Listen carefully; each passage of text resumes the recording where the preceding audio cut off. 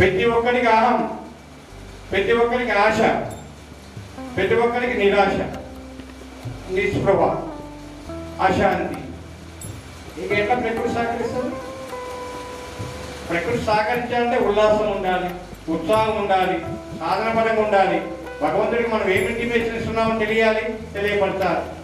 ఇవన్నీ ఏం లేకుండా మన ఇష్టం వచ్చినట్టు మనం చేసుకుంటా పోతా ఉంటే అది ఇదేనా జీవితం అంతా కూడా? 4 రోజులు పోతే ఎక్కడ ఉంటామో తెలియదు, ఏ క్షణంలో ఎక్కడ ఉంటామో తెలియదు, ఏ క్షణంలో ఎక్కడికి పోతామో తెలియదు, ఏ క్షణంలో ఏముంటామో తెలియదు. ఈ ప్రయాస కోసమేనా పుట్టి 100 సంవత్సరాలు 50 సంవత్సరాలు నిద్రపోతామా? 40 సంవత్సరాలు ముక్తి మార్గం పోతుందా? 9 గంటలు కష్టపడతామా ముక్తి మార్గం కోసం? జీవితం 95 గంటలు వెళ్ళిపోయింది. 95 సంవత్సరాలు తినడానికి, పడుకుంటానికి. 95 years हो गया. क्या मिलता है जीवन में? अच्छा अच्छा मिलता है कि भूमंडल से अग्नि अहंकार से कोई नहीं मिलता. अग्नि अहंकार से नाश मिलता, विनाश मिलता, पतन मिलता है. कुछ नहीं मिलता अग्नि से.